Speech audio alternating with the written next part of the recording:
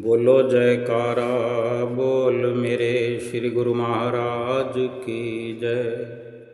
सभी गुरुमुख प्रेमियों से सप्रेम जय सच्चिदानंद। आप प्रगटे इस जगत में जीव काज संवारने, शब्द नाव बनाए सुंदर दुखद जीव उबारने। तुझ आगे अरदास हमारी जियो पिंड सब तेरा, कह नानक सब तेरी वड्याई कोई नाम न जाने मेरा। नम्रता और दीनता से भेंट सतगुरु लीजिए, मैं हूँ शरणागत तुम्हारा दास अपना कीजिए। प्रेमी के मैं कर बिकूं ये मेरा उसूल, चार मुक्ति दूं ब्याज में दे न सकूं मोल। ये महापुरुषों के बड़े ही अनमोल वचन है कि मैं अपने सेवक के हाथों बिक जाता हूँ। प्रेमी के मैं कर बिकूं, यानी ये मेरा सिद्धांत है, ये असूल है कि मैं अपने सेवक के हाथों बिक जाता हूँ। और जो भी ऐसा सेवक मेरा जो मुझे अपने वश में कर लेता है, उस सेवक को चार चार मुक्ति में तो ब्याज में दे देता हूँ। उसकी सेवा का, उसके सच्चे हार्दिक प्रेम का मूल तो दे ही नहीं सकता मैं, ब्याज में ही चार प्रकार की मुक्तियाँ दे देता हूँ। लोग एक मोक्ष के पीछे भागते हैं, एक सच्चे प्रेमी को चार मुक्तियां ब्याज में भगवान दे देते हैं।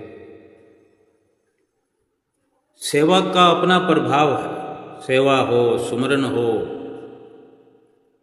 सेवा और सुमरन जो ये भक्ति के दो महान अंग हैं, इन पर सतगुरुदेव भगवान रीझ जाते हैं, प्रसन्न हो जाते हैं। सेवा के कारण, भक्ति के कारण जहाँ सेवक पुकार करता है, जहाँ सेवक को याद बनाती है, वहीं भगवान दौड़े दौड़े चले जाते हैं। चाहे प्रेम की विह्वल पुकार हो या कोई कठिनाई, मुश्किल या कोई मुसीबत आन पड़ी हो, वहाँ पर सतगुरु एक पल की देरी लगाए बिना पहुंच जाते हैं और अपने सेवक को अपना दर्शन दीदार कराते हैं। और किसी भी प्रकार की सहायता की ज़रूरत हो, किसी प्रकार की परेशानी हो, मुसीबत हो, उससे बेखौफ कर देते हैं, उबार देते हैं हर परेशानी से, हर दुख से। एक 2011 और 15 के बीच में श्री आनंदपुर की श्री पंचम पातशाही गुरु महाराज जी की लीला है कि एक प्रेमी वैसाखी के पर्व पर, जैसे कि संगत श्री दरबार में आया करती है, वैसाखी के पर्व पर बहुत संगत आई हुई थी। एक प्रेमी जो सेवा के लिए आया करता था, वो भी उस वक़्त अपनी सेवा करने के लिए श्री आनंदपुर में आया हुआ था। वैसाखी के अवसर पर कभी कभी बहुत तेज़ गर्मी होती है, कभी कम होती है, कभी ज़्यादा होती है। उस वक़्त जो पर्व था विसाखी का, गर्मी अपने चरम पर थी और बड़ी तेज़ धूप हुआ करती थी। और वो जो भगत जी श्री दर्शनों के लिए और सेवा के लिए आए हुए थे, वो हलवाई की सेवा करते थे। और जहाँ तोशा बनता है कैंटीन में, तोशा बनाने की उनकी, तोशा तलने की सेवा थी। बड़े भाव से वो मगन होकर के सेवा में लीन होकर के सेवा किया करते थे। हमेशा से ही उनकी यही सेवा होती थी। तो उस अवसर पर सेवा कर रहे थे, कुदरती तौर पर ऐसा संजोग बना कि उनको सेवा करते हुए, सेवा करते करते जो मत्था टेकने का समय मिलता है, आज भी मिलता है सेवा करने वाले स्टाफ को, कभी कैंटीन वालों को अवसर मिलता है, कभी बस स्टैंड वालों को अवसर मिलता है, कभी इसी प्रकार अलग अलग सेवाओं का माथा टिकवाया जाता है, अवसर गुरु महाराज जी के आगे पहुंचने का मिलता है। तो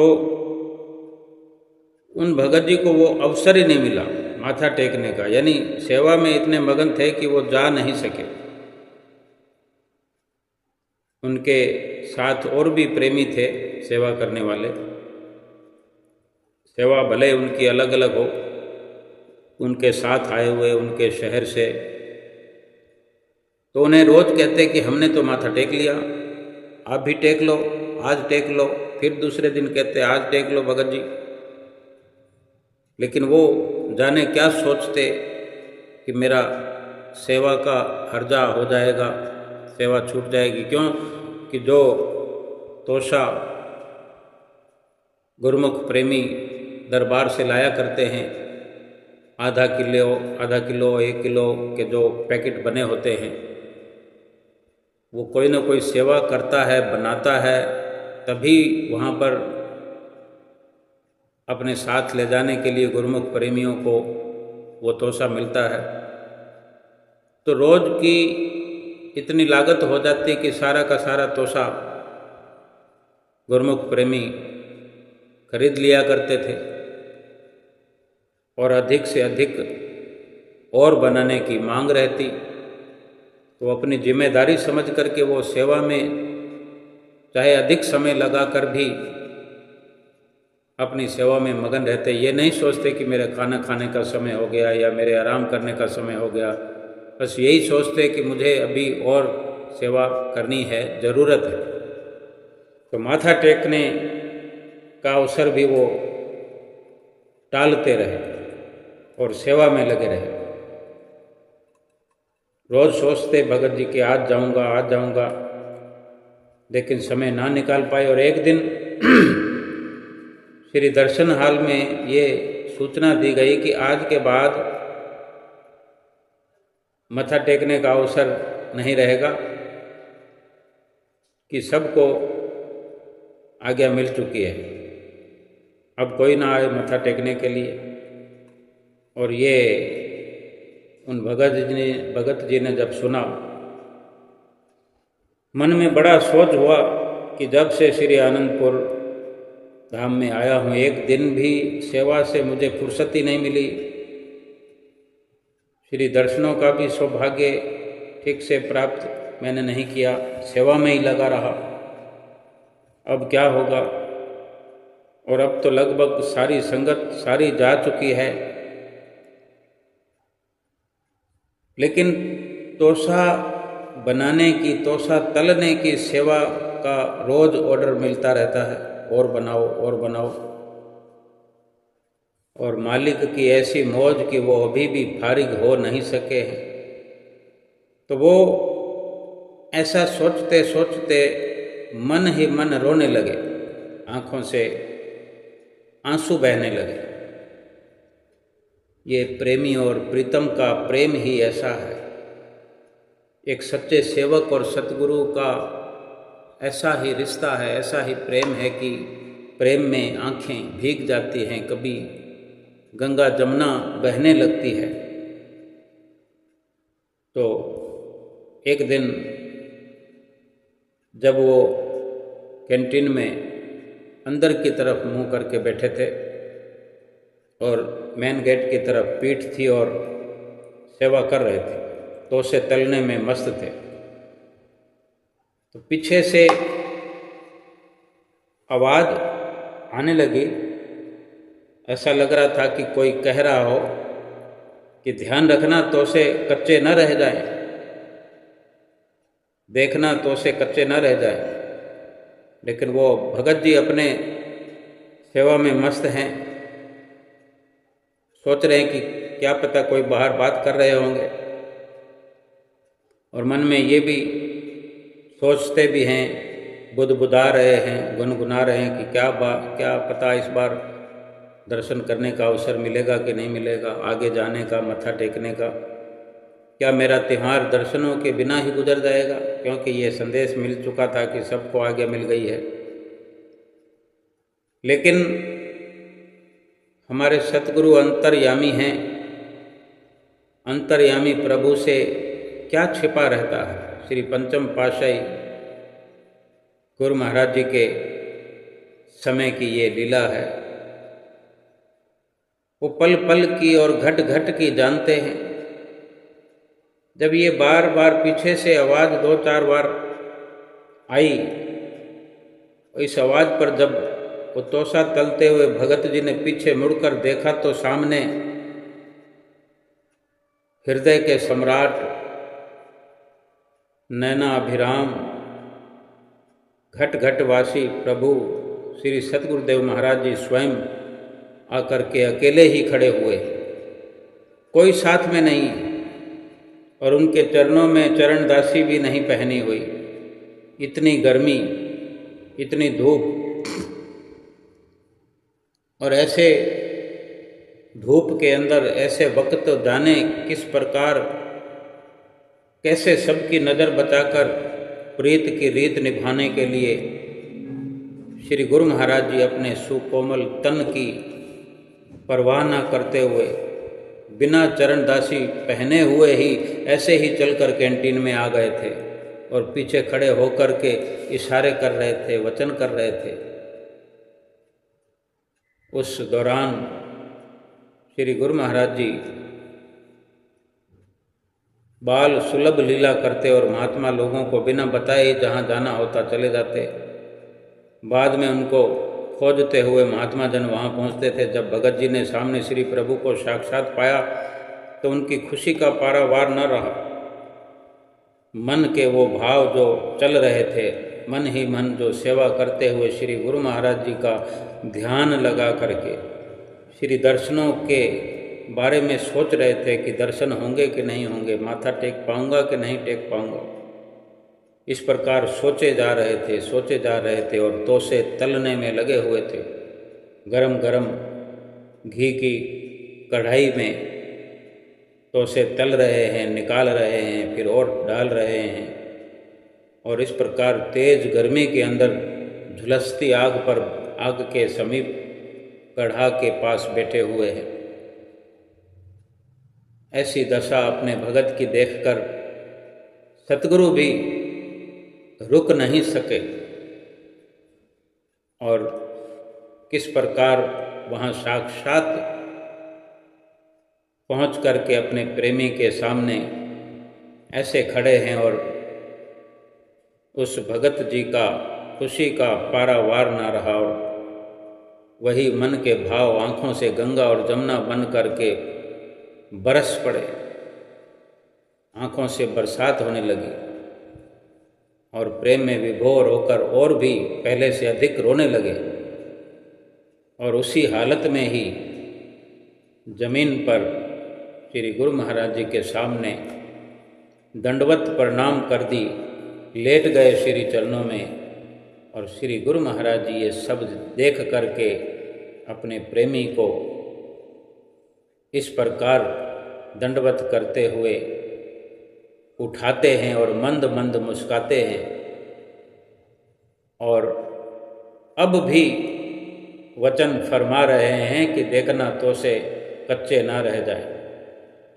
भगत जी ने जी भर के दर्शन किए और सामने खड़े प्रभु को गद गद कंठ से धन्यवाद दिया। सबको पता है कि श्री सतगुरुदेव महाराज जी कभी किसी का हक नहीं रखते, और जो निष्काम भाव से सेवा करता है उसके लिए तो खजाना लुटा देते हैं, भक्ति से झोलियां भर देते हैं। एक बार श्री गुरु महाराज जी ने वचन भी फरमाए थे, गुरुमुखो आपने सुना ही होगा कि मालिक जिसको देने पर आए तो छप्पड़ फाड़ कर देता है। हम कहते हैं कि जो निष्काम भाव से सेवा करते हैं उनको तो आसमान फाड़ कर दिया जाए। यही भाव आज सामने पूर्ण करने वो आए थे, और इतने में पीछे पीछे श्रीमान महात्मा जी हाथों में श्री चरण दासियाँ उठाए श्री गुरु महाराज जी को ढूंढते हुए वहाँ आ पहुँचे, और सामने का नज़ारा देखकर गद गद हो गए वो भी। महात्मा जी ने श्री गुरु महाराज जी को तुरंत चरण दासियाँ पहनाई कि इतनी धूप में, इतनी गर्मी में ऐसे अपने प्रेमी को दर्शन देने के लिए पहुँचे। कोई रीत नहीं, कोई रिवाज नहीं, सब कुछ छोड़ करके, सब प्रकार के नियम कायदे ताक पर रखकर तभी ये वचन लिखने में आते हैं कि प्रेमी के मैं कर बिकूं ये मेरा असूल, चार मुक्ति दूं ब्याज में दे न सकूं मूल। भगवान के बारे में, सतगुरु के बारे में ऐसा सुन कर के हमें अचंभा हो सकता है। क्या भगवान से भी बढ़कर कोई है इस दुनिया में? लेकिन भगवान तो कह रहे हैं कि मैं तो प्रेमी के हाथों बिक जाता हूँ। क्या प्रेमी अपने प्रीतम को अपने वश में कर सकता है, अपने प्रीतम को खरीद सकता है? केवल श्रद्धा से, भाव से, सतगुरु की आज्ञा दिलो जान से पूर्ण करते हुए कुछ भी मुमकिन है। सच्चा प्रेम, श्रद्धा और विश्वास से ये मुमकिन है। हम भक्ति की ख्वाहिश लेकर ही इस दुनिया में आए हैं, क्योंकि भक्ति की अगर ख्वाहिश न हो, भक्ति की अगर ख्वाहिश न होती तो मनुष्य शरीर धारण करने का क्या मतलब था? यूं ही अगर जन्म लेना है बिना भक्ति के, बिना मकसद के ही, तो किसी भी रूप में, किसी भी योनि में आना संभव है। मनुष्य शरीर की क्या जरूरत थी? लेकिन महापुरुषों के वचन हैं कि भक्ति की ख्वाहिश के कारण ही प्रभु ने दया करके ये मनुष्य शरीर दिया है। और भक्ति संतों महापुरुषों के संपर्क में आने से ही मिलती है। जिसको भी भक्ति की प्राप्ति करनी हो, सतगुरु से परिचय तो करना पड़ेगा। जब तक सतगुरु से परिचय नहीं है, जब तक सतगुरु से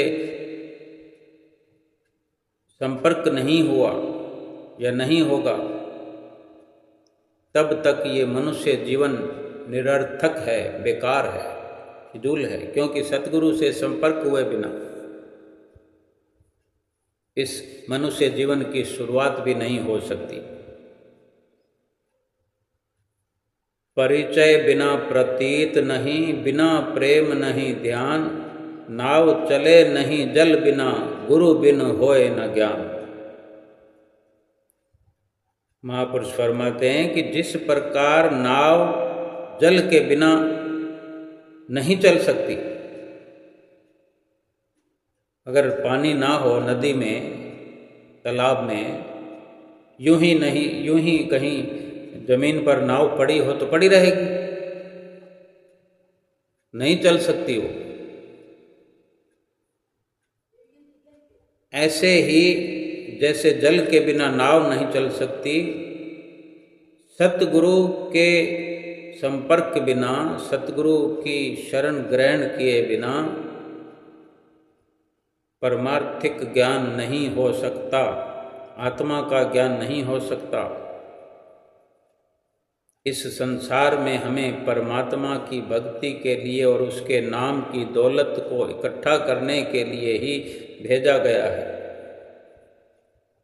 यदि हम ये नाम की दौलत इकट्ठी नहीं करेंगे तो लोक परलोक दोनों बिगड़ रहे हैं, बिगड़ते जाएंगे और पूरे बिगड़ जाएंगे। मनुष्य जीवन का फिर कोई लाभ नहीं रह जाएगा। परमात्मा की भक्ति के बिना तो हम कुछ हैं ही नहीं। 84 लाख योनियों को देख लो,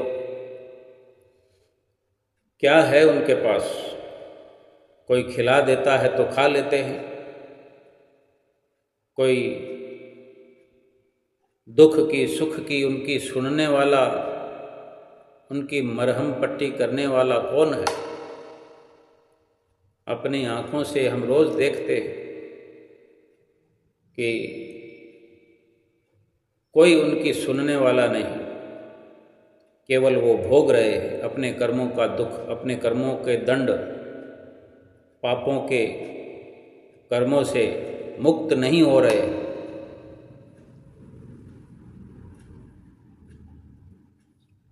परमात्मा की तो बहुत दूर की बात है कि वो परमात्मा की भक्ति करेंगे या नहीं करेंगे।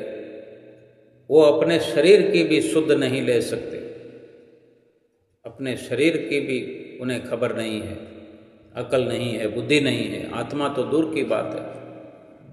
क्या आत्मा है, क्या परमात्मा है, क्या भक्ति है, क्या सेवा है, क्या सिमरन है, कौन बताएगा? ना वो बोल सकते हैं, ना सुन सकते हैं, ना कुछ समझ सकते हैं।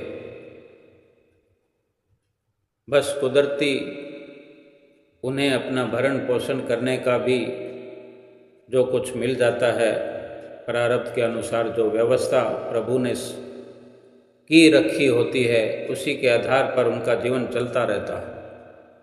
ना कुछ फरियाद कर सकते, ना अपील कर सकते हैं, ना कोई दलील दे सकते हैं। लेकिन मनुष्य तो संपन्न है, पुकार कर सकता है, सतगुरु से मिलाप कर सकता है, नाम की प्राप्ति करके नाम को जप सकता है, नाम की दौलत इकट्ठी कर सकता है, अपने लोक और परलोक दोनों संवार सकता है। लेकिन अगर भूला रहे भक्ति से, नाम की प्राप्ति करके भी नाम की कमाई न करे, फिर मनुष्य जीवन का तो कोई लाभ नहीं है। कोई भी जीवन मिल जाता। इतनी कृपा जो प्रभु ने, परमात्मा ने की है इस जीव पर, वो यूं ही नहीं की है। इस जीव की स्वयं की पुकार भी थी और परमात्मा की दया भी हुई है, पुकार को सुना गया। और ये बहुत बड़ी कृपा परमात्मा की इस जीव पर हुई। अगर हम भक्ति न करें मनुष्य जन्म पाकर, भक्ति के बिना तो हम भी कुछ नहीं है। हमारे में और 84 लाख योनियों में कोई फर्क नहीं है। बेशक हम नाम को भूल जाएं, सतगुरु की भक्ति को भूल जाएं, फिर भी उनकी दृष्टि हर पल हर क्षण हमारे कर्मों और हमारे ऊपर तो सदैव बनी हुई है कि अगर हमें मनुष्य जीवन मिला है तो अपने कर्तव्य को समझे। और कर्तव्य क्या है, एक इंसान का कर्तव्य क्या है, गुरुमुख का कर्तव्य क्या है, हमें समय समय पर महापुरुष समझाते रहते हैं। हम सत्संग में सुनते हैं, सतगुरु के वचनों में सुनते हैं, अक्सर हमें समझाया करते हैं। 10 जून को भी, 10 जून राज तिलक के अवसर पर भी श्री गुरु महाराज जी ने जो मुखारविंद से वचन फरमाए, गुरुमुख प्रेमियों ने सुने होंगे। किसी न किसी माध्यम से वचनों की खनक गुरुमुखों के हृदय में हुआ करती है, हुई होगी। फिर से समझ सकते हैं, सुन सकते हैं कि जब दर्शन खुले हुए थे, श्री गुरु महाराज जी के आगे जब माइक रखा गया, यही वचन श्री गुरु महाराज जी ने सर्वप्रथम फरमाए कि गुरुमुखों, आप लोग श्री आनंदपुर दरबार के सेवक हैं। श्री परमहंस दयाल जी की कृपा से आप सबको सेवा करने का मौका मिला हुआ है। वो चाहे श्री आनंदपुर है, श्री प्रयाग धाम है या अन्य कोई भी आश्रम है, सब जगह पर सेवकों को सेवा का लाभ प्राप्त हो रहा है। श्री परमहंस दयाल जी की कृपा से सब जगह आश्रम बने हुए हैं। सेवक का धर्म क्या है?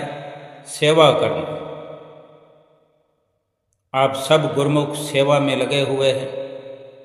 गुरुवाणी का वचन उच्चारण किया श्री हुजूर गुरु महाराज जी ने कि सेवा करत होए निहकामी, तिसको होत परापत स्वामी। सेवा एक मुख्य अंग है। इस संसार में मनुष्य का जन्म लेकर फिर सतगुरु की शरण पाकर, सतगुरु का होकर, श्री दरबार का होकर, श्री दरबार का सेवक हम कहलाते हैं। श्री गुरु महाराज जी ने अपने मुखारविंद से बार बार फरमाया है, एक बार नहीं अनेक बार फरमाया कि आप श्री आनंदपुर दरबार के सेवक हैं। आपको सेवा करने का मौका मिला हुआ है। अब हम ये विचार करें कि हमारा कर्तव्य कितना दृढ़ होना चाहिए, कर्तव्य निष्ठ होना पड़ेगा हमें, कि हमसे उम्मीद करते हैं हमारे श्री गुरु महाराज जी, हमें सेवक का दर्जा देते हैं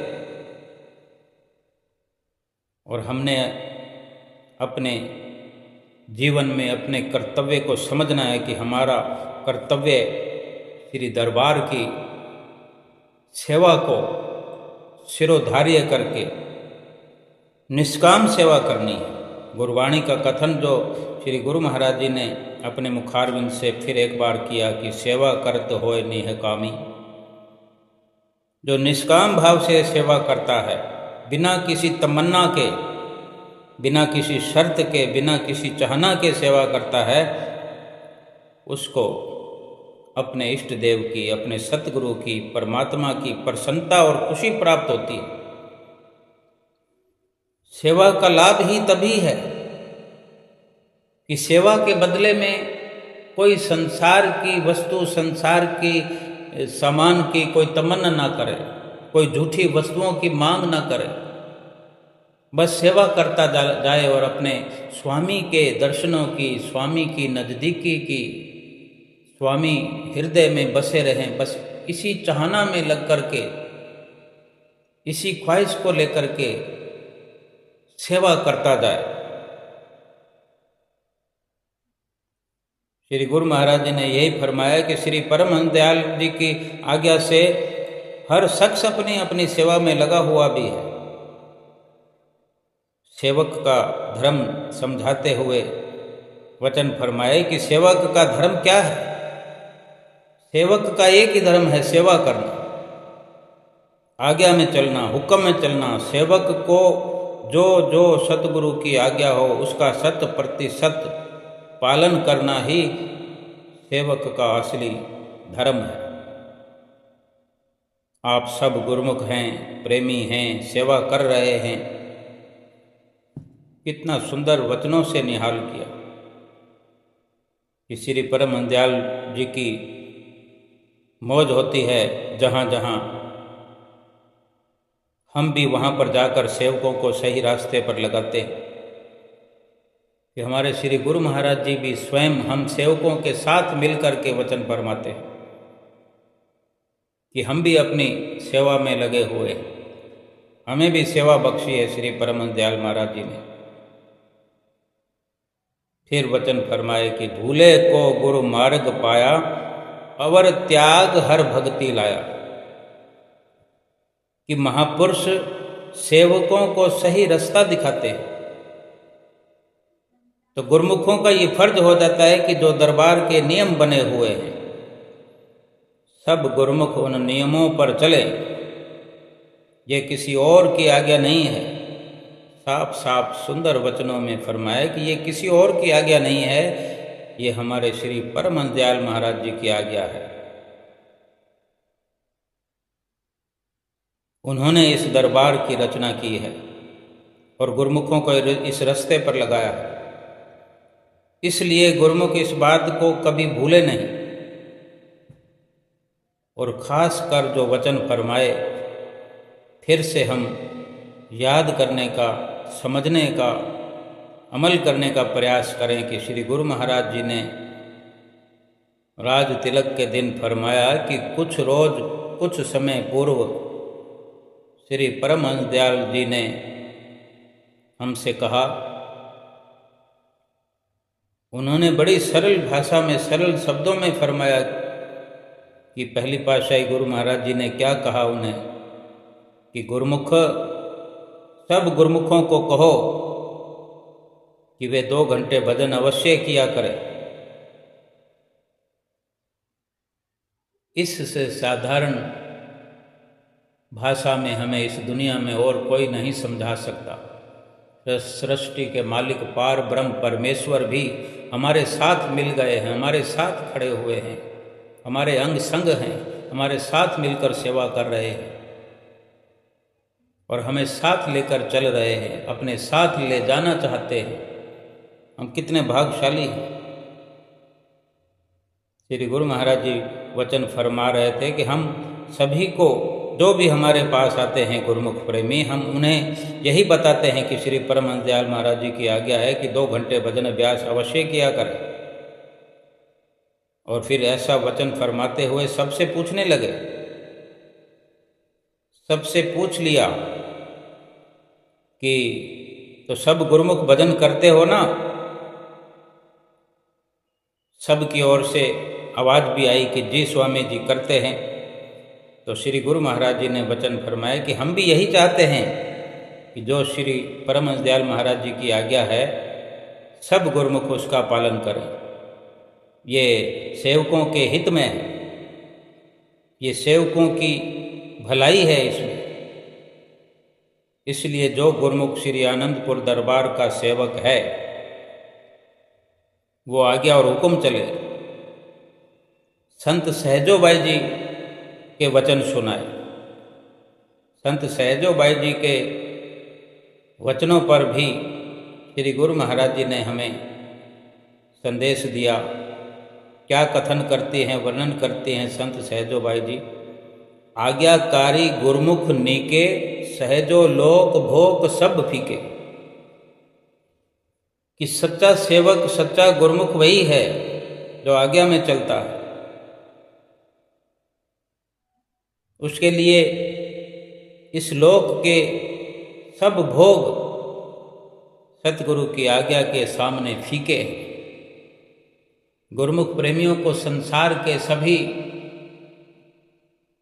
लुभावन जो सुख हैं, भरमाने वाले, लुभाने वाले, वो फीके नज़र आते हैं, क्योंकि उन्होंने अपने इष्ट देव सतगुरु की आज्ञा को शिरोधार्य किया है, कर लिया है। श्री गुरु महाराज जी ने भी यही फरमाया कि आप गुरुमुख हैं, आज्ञा में चल रहे हैं, आज्ञा में चलते हुए अपना जन्म सफल करें और महापुरुषों की प्रसन्नता हासिल करें। हमें समय समय पर महापुरुषों के वचन सुनने का अवसर प्राप्त होता है कि किस प्रकार श्री परमहंस दयाल महाराज जी ने श्री आनंदपुर दरबार की ये अनुपम रचना रचाई है, अलौकिक रचना रचाई है।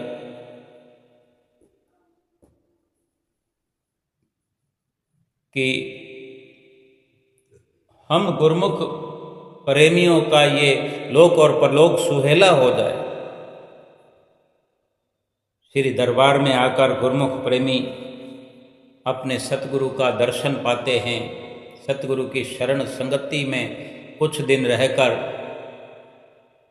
जैसे कि गुरुमुख प्रेमी किसी भी पर्व पर किसी भी प्रकार से श्री गुरु महाराज जी के सानिध्य में पहुंच करके रोज नित्य प्रति दर्शन करते हैं, रोज नित्य प्रति सत्संग सुनते हैं। उनकी संगत सोहबत का भरपूर असर होता है। भीतर ही भीतर अपने अंदर परिवर्तन होता हुआ देखते हैं। यही तो लोक को सुहेला करना है। जब भीतर परिवर्तन होता है तो यही संकेत प्राप्त होता है, यही इशारा प्राप्त होता है कि संसार के रस भोग जो हैं फीके फीके से नजर आते हैं।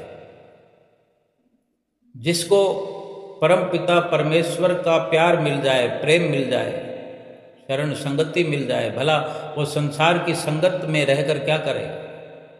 संसार में रह कर के हर वक्त सतगुरु के ध्यान में, सतगुरु के ख्याल में खोया रहेगा, क्योंकि वो सतगुरु का ध्यान, सतगुरु की संगत, सतगुरु के वचन सुख देने वाले हैं, आत्मा को सुखी बनाने वाले हैं। और अगर आत्मा सुखी है तो ये शरीर भी सुखपूर्वक व्यतीत होता है। ये शरीर भी इस जीवन में बड़े अच्छे से शरीर का निर्वाह भी होता रहता है, क्योंकि अगर असल मालिक स्वस्थ है, हष्ट पुष्ट है, तो ये शरीर तो एक नौका है। इसका भी हर वक्त इसका मालिक ख्याल रखता है और इसको तंदुरुस्त रखता है, क्योंकि इस शरीर से भक्ति की प्राप्ति करनी है, नाम की कमाई करनी है। आम संसारी लोग इस शरीर को इसलिए खिलाते पिलाते हैं कि वो समझते हैं कि ये जन्म जो है खाने पीने के लिए मिला है, मौज मस्ती के लिए मिला है। लेकिन गुरुमुख प्रेमी शरीर की जितनी भी सेवा करते हैं वो इसलिए करते हैं कि इससे असली काम लेना है। शरीर से जो असली काम लेना है वो यही है कि मालिक की भजन बंदगी करना। शरीर से परिवार का पालन पोषण करना, शरीर से मेहनत करके धन कमाना, महल माड़ियाँ बनाना, यानी शरीर की जो भी संसार के अंदर रहने की प्रक्रिया है, इसको दुरुस्त बनाने के लिए तो जीव जंतु भी प्रयास करते हैं। ऐसी ऐसी कारीगरी जानवर अपने रहने के लिए करते हैं। न हिंग लगे न फटकड़ी, रंग चोखा ही चोखा। कुत्ते अपने पिल्लों के लिए जमीन के अंदर ऐसी व्यवस्था करते हैं, कुछ भी खर्च नहीं आता, और ऐसी परवरिश अपने बच्चों को देते हैं क्या व्यवस्था कुदरत ने की है सबके लिए, लेकिन ये इंसान है कि समझता ही नहीं है। सबसे सर्वश्रेष्ठ ये मनुष्य जीवन है। सबसे श्रेष्ठ व्यवस्था मनुष्य के लिए की है कि अपना भला बुरा हर प्रकार से वो सोच समझ सकता है। लेकिन अगर वो पशु तुल्य कार्य करता रहे, पशुओं के जैसा व्यवहार इस दुनिया में करके चला जाए इस संसार से और हाथ पल्ले कुछ ना पड़े, कितने दुख की बात है। महापुरुष जो हमें समझाते हैं या हमारे लिए इतनी बड़ी रचना श्री दरबार की रचाई है, किस लिए? हमारे लिए कि हम गुरुमुख प्रेमी अपने सतगुरु से कुछ सीख करके, शिक्षा ग्रहण करके, उनके वचनों पर चल के अपना जीवन अमली बनाएं, उनके वचनों पर अमल करके अपने इस लोक को भी सुखी करे, परलोक भी सुहेला करे। समय तो व्यतीत आम लोगों का भी हो जाता है, लेकिन गुरुमुख प्रेमी का जीवन विशेष है इस दुनिया में। अगर निष्काम भाव से मगन होकर सेवा करते हैं जो सतगुरु, तो स्वयं उन्हें दर्शन देने के लिए पहुंच जाते हैं। गुरुमुख प्रेमी की ही इस जीवन में सफल कमाई है, जिन्होंने प्रीत अपने सतगुरु से लगाई है। बार बार महापुरुष चिताते हैं, समझाते हैं कि हम भूल ना जाएं। महापुरुष हम पर हर वक्त नज़र इसीलिए रखते हैं कि हम उनकी बिछड़ी हुई रूहें हैं, जो पिछले जन्मों में भक्ति का कार्य अधूरा रह गया है, वो इस जन्म में पूरा करें, पूरे का पूरा अपना ध्यान सतगुरु की भजन बंदगी में लगाए।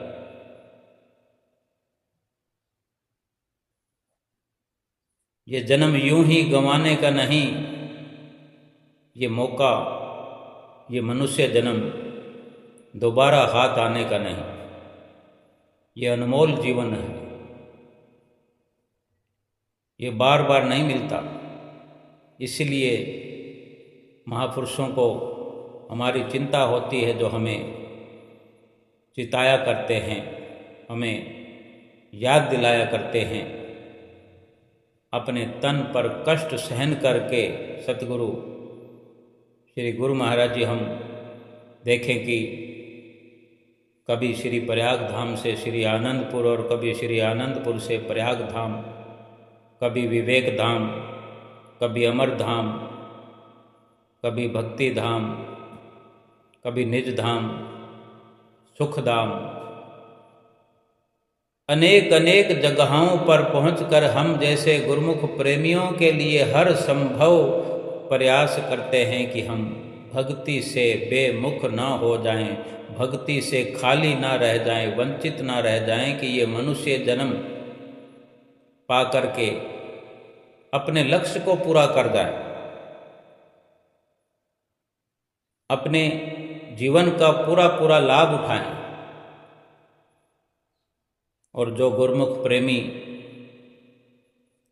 इस दुनिया में आकर के सतगुरु की शरण हासिल करके उनकी शरण संगति में रहकर, शरण संगत में, सोहबत में रह करके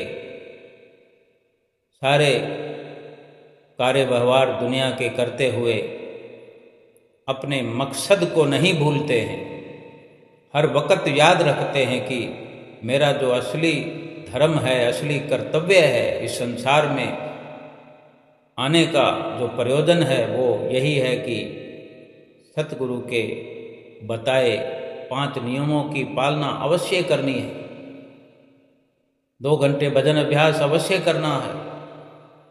जिन्होंने ये बात अपने पल्ले बांध ली है, जिन्होंने इस सतगुरु के वचनों को अपने हृदय में बसा लिया है, वो गुरुमुख प्रेमी इस संसार में भी सुखपूर्वक जीवन व्यतीत करते हैं और परलोक में भी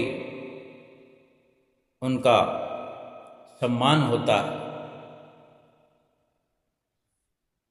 और सतगुरु की प्रसन्नता मिलती है, परमात्मा की खुशी मिलती है, जीवन का लक्ष्य पूरा हो जाता है।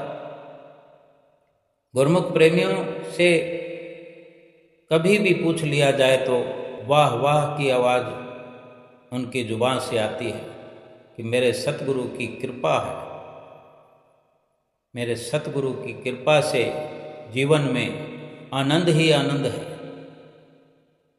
और ये बिल्कुल उचित बात है, सच्ची बात है कि जो सतगुरु का ध्यान हर वक्त अपने हृदय में बसाए रखता है, अपने मस्तक पर सतगुरु का ध्यान लगाए रखता है, वो जीवन में कभी भी दुखों को प्राप्त नहीं होता, दुख नहीं उसे सताते। हर वक्त सुख में समाया हुआ, वाह वाह करता हुआ, सतगुरु के गीत गाता हुआ, सतगुरु का हर पल शुक्राना करता हुआ खुशहाल जीवन व्यतीत करता है। जहाँ भी सेवा का अवसर प्राप्त होता है, ये जरूरी नहीं, श्री गुरु महाराज जी ने फरमा दिया अपने वचनों के, जहाँ जहाँ श्री परमहंस दयाल महाराज जी ने आश्रम बनवा दिए हैं, लेकिन सेवा करत होय है नेह कामी तिस को प्रापत स्वामी। सेवा के भंडार तो सतगुरु ने खोल दिए हैं। जो गुरुमुख निष्काम भाव से सेवा करते हैं उसी को भक्ति की प्राप्ति होती है, उसी को प्रभु की प्राप्ति होती है, अपने स्वामी की प्रसन्नता मिलती है। और यही तो जीवन का लक्ष्य है। जिसने अपने सतगुरु की प्रसन्नता हासिल कर ली, जिसने अपने सतगुरु की खुशी प्राप्त कर ली, जिसने अपने सतगुरु के आशीर्वाद को अपने हृदय में बसा लिया, उनके वचनों को जिसने सिर पर धारण कर लिया, उसका ये लोक भी सुखी होता ही है और परलोक भी सुहेला होता है। इसलिए हर गुरुमुख प्रेमी के लिए ये जरूरी है कि 5 नियमों को दृढ़ता से पालन करें।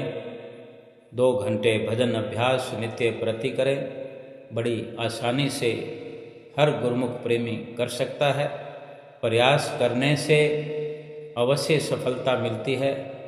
जो इन 5 नियमों को और 2 घंटे भजन अभ्यास को अपने जीवन का मुख्य अंग समझता है, उन्हें श्री परमहंस दयाल महाराज जी की ओर से पूरी शक्ति प्राप्त होती है, पूरा आशीर्वाद प्राप्त होता है और बड़ी आसानी से 5 नियमों की और 2 घंटे भजन अभ्यास की वो पालना करने में सफल होता है और जीवन के लक्ष्य को हासिल कर लेता है, आत्मा का कल्याण कर लेता है। बोलो जयकारा बोल मेरे श्री गुरु महाराज की जय।